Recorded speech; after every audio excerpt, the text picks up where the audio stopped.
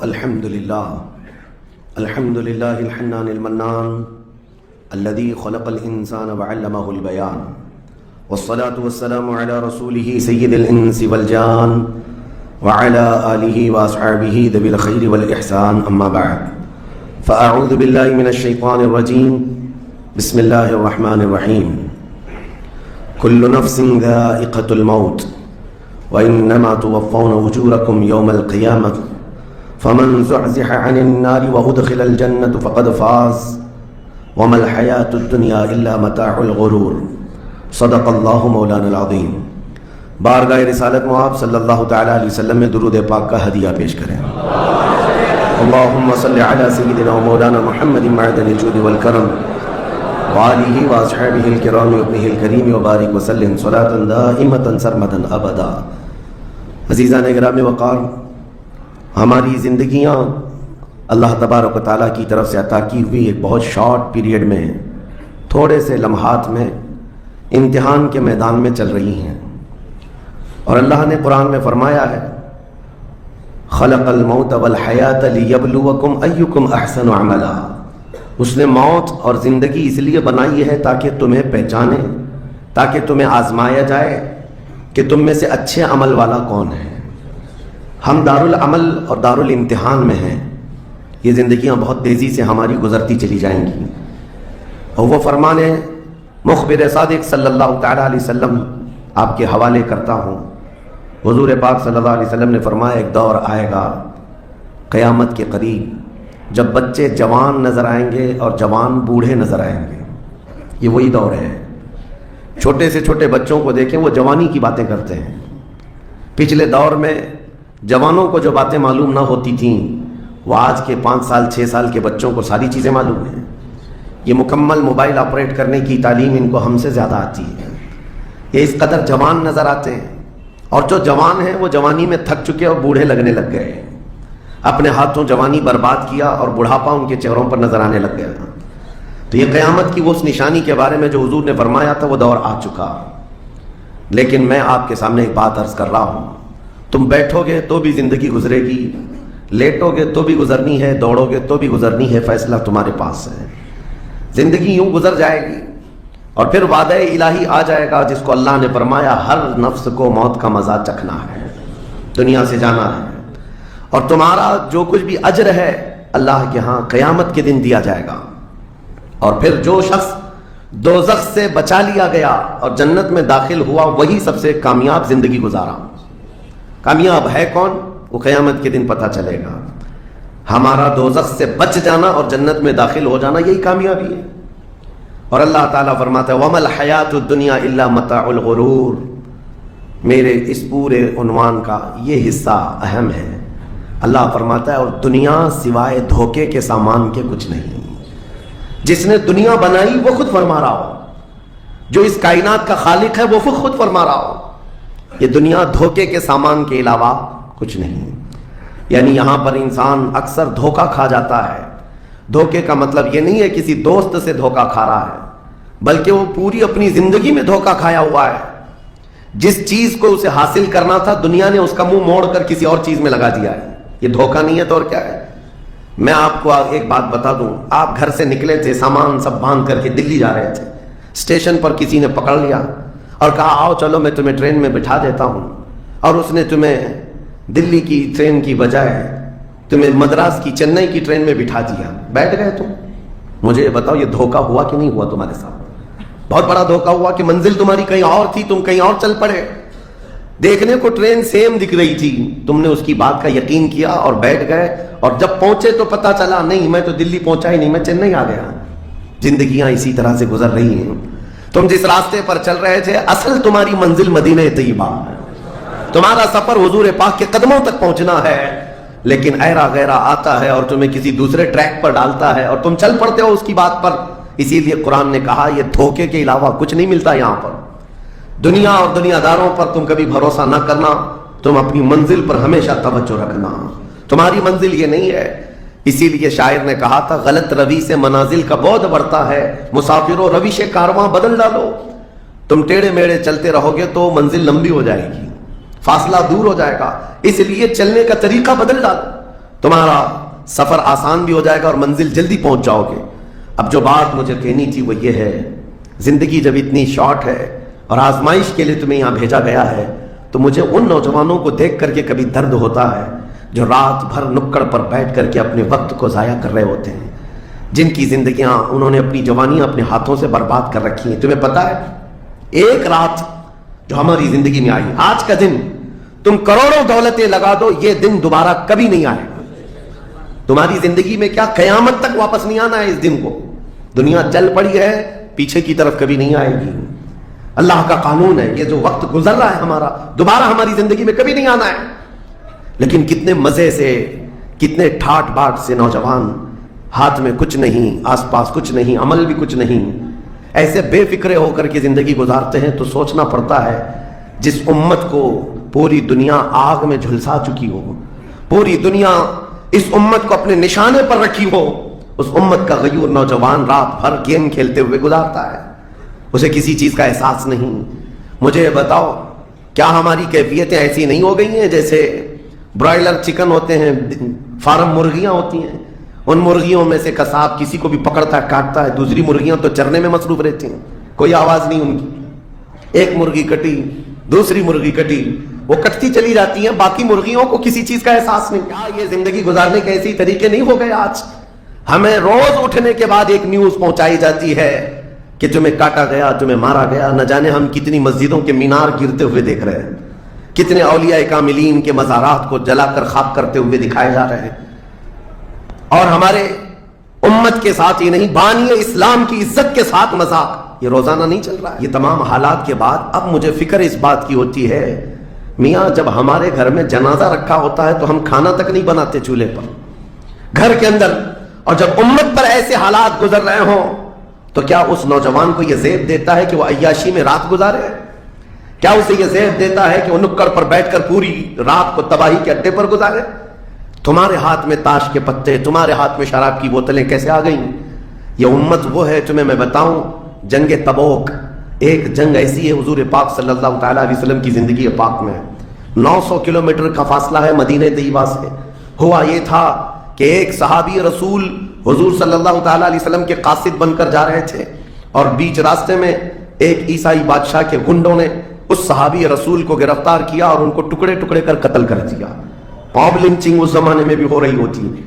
یہ خبر جیسے ہی مدینہ طیبہ پہنچی، وہ لوگ ایسے نہیں تھے کہ انا للہ پڑھ کر خاموش ہو جاتے ہیں۔ صحابہ کرام کا جم غفیر مدینے میں جمع ہوا، عرض کیا یا رسول اللہ صلی اللہ علیہ وسلم آپ کا حکم کیا ہے؟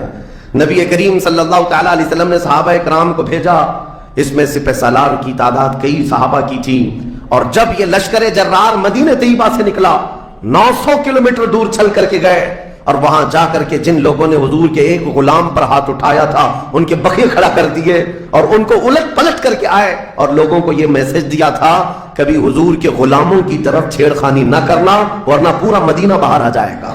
یہ یونٹی، یہ اتحاد، ان کے اندر یہ احساس میرے آقا صلی اللہ تعالیٰ علیہ وسلم نے پیدا کر رکھا تھا کہ کل مومن جسد واحد۔ حضور صلی اللہ تعالیٰ علیہ وسلم نے فرمایا کہ پورا جتنے مومن ہیں وہ سب ایک جسم کی طرح ہیں، ایک جسم کی طرح ہے۔ اذا اشتکى عضو تداعى له سائر الجسد بالسهر والحمى، جیسے ایک پارٹ کو اگر درد ہوتا ہے تو پورے جسم میں بخار آتا ہے۔ مومنوں کی کیفیت یہ ہونی چاہیے، لیکن احساس دھیرے دھیرے ختم ہوتا چلا گیا۔ آج ہماری پستی کا ایک سبب یہ بھی بتایا جاتا ہے، جس کو شاعر نے کہا تھا قوت فکر و عمل پہلے فنا ہوتی ہے جب کسی قوم کی شوکت پہ زوال آتا ہے۔ سوچنے سمجھنے کی صلاحیت پہلے ختم ہو جاتی ہے، آدمی سوچتا نہیں سمجھتا نہیں، بس اپنے وقت کو ضائع کر رہا ہے، برباد کر رہا ہے، بیٹھا ہوا ہے، گپے لگا رہا ہے۔ میں آپ کو بتاؤں ہماری عمروں کا احتساب ہونا چاہیے۔ ہماری زندگی کو گن کر کے دیکھیں کتنے سال کے ہیں ہم، 25 سال 30 سال 35 سال 40 سال، اور اس کے بعد گنو ہم سے کیا ہو سکا ہے اس دنیا میں، ہم اس دنیا میں کیا کر چکے اب تک۔ ہم سے کچھ نہیں ہوا۔ اگر تاریخ میں آپ کو بتاؤں میرے عزیزو، آپ کو پتا ہے اس ہندوستان کی سرزمین پر سب سے پہلے لشکر اسلام کی سپہ سالاری کرتے ہوئے آنے والا ایک نوجوان محمد بن قاسم 10,000 کا لشکر لے کر عرب سے آیا تھا اور پرچم اسلام لہرایا تھا۔ تاریخ میں آج بھی رقم ہے، اپنے پنڈتوں نے بھی اس تاریخ کو لکھا ہے، ہاں پنڈتوں نے بھی لکھا ہے۔ اور یہ محمد بن قاسم 10,000 کی سپہ سالاری کے ساتھ ہندوستان میں آ کر اسلام پھیلایا. عمر کیا تھی؟ صرف 19 سال کی عمر تھی. 19 سال کی عمر میں یہ عظیم کارنامہ انجام دینے والا. انہوں نے اپنی عمر کا صحیح استعمال کیا، اپنی ایج کو برباد نہیں کیا، ضائع نہیں کیا. طارق بن زیاد جس کا یورپ بھی قائل ہے، جبل الطارق آج بھی ایک مقام ہے یورپ میں جس کو جبرالٹر کہا جاتا ہے. یہ حضرت طارق بن زیاد کے نام سے ہے. یہ پہلا سپہ سالار ہے جس نے پوری دنیا کے سامنے وہ عزم پیش کیا تھا. یورپ کی سرزمین پر جب کشتیاں لے کر پہنچے تھے یہ مومنین کی تعداد، وہ طارق بن زیاد ہی ہے جس نے پوری کشتیوں کو آگ لگا دیا تھا. کہا تھا کہ ہم پیچھے مڑ کر جانے والوں میں سے نہیں ہیں. جتنے ساتھ آئے تھے سمندر پار کر کے، کشتیوں کا سفر تھا، کشتیاں لکڑی کی بنی ہوئی، آگ لگا دیا اور کہا اب اس عزم کے ساتھ اترو، یا تو ہماری قبر بنے گی یا تو ہمارا جھنڈا لہرائے گا. میرے عزیزو، عمر 22 سال کی تھی. طارق بن زیاد، اور ایک دو نہیں، میں تمہارے سامنے مثالیں رکھوں. ہندوستان کی سرزمین پر ایک ولی کامل کی آپ کو میں تاریخ اگر بتاؤں، جو سرکار سیدنا غریب نواز رضی اللہ تعالیٰ عنہ سے بھی 200 سال پہلے اس ہندوستان کی سرزمین پر تشریف لائے اور اسلام کی خاطر لڑتے لڑتے شہید بھی ہو گئے، اور جن کا لقب سلطان الاولیاء ہے، سیدنا سالار مسعود غازی رحمۃ اللہ علیہ. ان کے متعلق یہ فرمایا گیا وہ سلطان الاولیاء ہے، ہندوستان کے اولیاء اکرام کے بادشاہ کی حیثیت ہے. سرکار غریب نواز سے بھی پہلے آئے، لیکن ان کی عمر ان کی شہادت کے وقت 19 سال کی تھی. صرف 19 سال کی عمر میں وہ مقام عظیم پا لیا. ہماری تو زندگی کی عمریں پتہ نہیں کتنی چلی گئیں اور ہم میں سے کوئی کارنامہ نہ ہو سکا. کارنامہ نہ صحیح، زندگی گزارنے کا سلیقہ بھی نہیں آ سکا. کارنامے نہ ہو تو الگ بات ہے، لیکن مسلمان تو بن جاتا کوئی. عزیزان گرامی وقار، میں آپ کو ایک بات بتا دوں، جو زندگی ملی ہے کچھ ایسا کر جاؤ کہ تمہاری تاریخ رقم ہو جائے، ورنہ قبرستان جا کر کے دیکھنا، وہاں تو لکھے ہوئے کتبے بھی مٹ گئے. قبروں میں کون سویا ہے ان کو بھی لوگ فراموش کر چکے، بھول گئے، سب بھول گئے. لیکن کچھ ہستیاں ہیں جو ہمیشہ آباد رہتی ہیں. یہ وہ لوگ ہیں جنہوں نے اس روئے زمین پر اپنی ذات کے لیے نہیں، اللہ کی رضا کے لیے جیا کرتے تھے، اللہ کی رضا کے لیے جیا کرتے. آج میں یہ بات کہنا چاہتا ہوں نوجوانوں سے، تمہیں پتہ ہے ممبئی کی سرزمین پر لاکھوں نوجوانوں کی تعداد ہے، میں جانتا ہوں، لیکن ان میں سے کوئی انقلابی نوجوان ہو، کوئی دین کی طرف بڑھنے والا، حساس دل رکھنے والا کیوں نہیں؟ خاص طور پر آپ کے ان علاقوں میں تو نشہ اتنا عام کر دیا گیا ہے.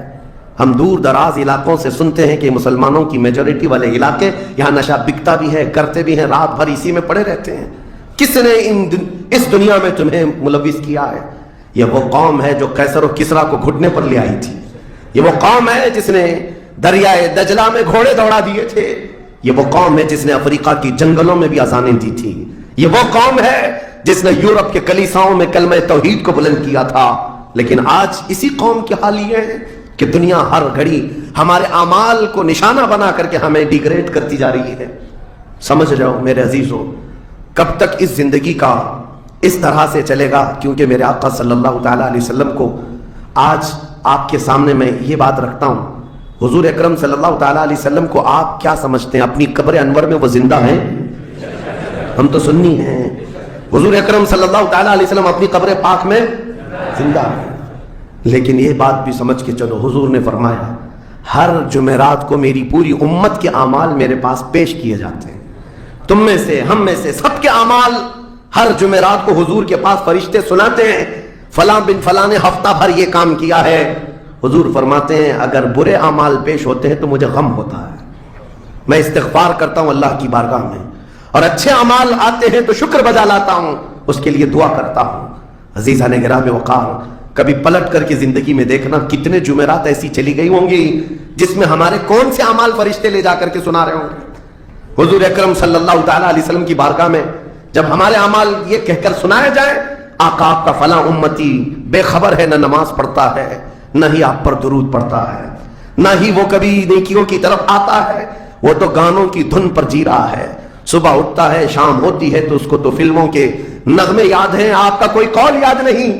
بتاؤ میرے آقا صلی اللہ تعالیٰ علیہ وسلم کو فرشتے جب ہمارے متعلق یہ خبر دے رہے ہو کیا حضور پاک صلی اللہ تعالیٰ علیہ وسلم کو اس بات کا قلق نہیں ہوتا؟ یہ وہ امت ہے جس کے لیے میں رات رات بھر کھڑے ہو کر دعا کرتا تھا، آج یہ ہم کو فراموش کی ہوئی ہے۔ زندگی گزارنے کا مقصد سمجھ جاؤ میرے عزیزوں۔ اسی لیے میں آپ کو کہتا ہوں کہ زندگی یہ نہیں ہے، حضور تاج الشریعہ رحمۃ اللہ علیہ نے فرمایا زندگی یہ نہیں ہے کسی کے لیے، زندگی ہے نبی کی نبی کے لیے۔ نہ سمجھ مرتے ہیں زندگی کے لیے، جینا مرنا ہے سب کچھ نبی کے لیے۔ جو لوگ یہ سمجھ جائیں اس نقطے کو، انہوں نے زندگی کی مرادوں کو پا لیا ہے، وہ حصولیاب ہو چکے ہیں۔ لیکن جو اب تک بھٹکے ہوئے ہیں ان کو میں دعوت فکر دوں گا، ایک بار سوچ لو، ایک بار سوچ لو، ویسے ہی دنیا ختم ہونے والی ہے اور تمہاری موت آنے والی ہے۔ ایک بار سوچ لو، ایک بار سوچ لو کہ ہمارے ساتھ آخرت میں ہونا کیا ہے، قبر میں ہمارے ساتھ بیٹھنے والا کون ہے، ہمارے ساتھ تنہائی کا نگہبان کون ہے، اور محشر کے اس بھرے میدان میں ہمارا ہاتھ پکڑنے والا کون ہے۔ جب بار بار یہ سوچو گے تو اس فکر کو پہنچو گے کہ وہ صرف اور صرف ایک ہی ذات دیتا ہے، دینے کو منہ چاہیے، دینے والا ہے سچا۔ حضور پاک صلی اللہ تعالیٰ علیہ وسلم کی طرف لو لگا دو۔ اس کو جن لوگوں نے اپنی زندگی میں پہچان لیا وہ امام اہل سنت بن گئے، مجدد وقت بن گئے۔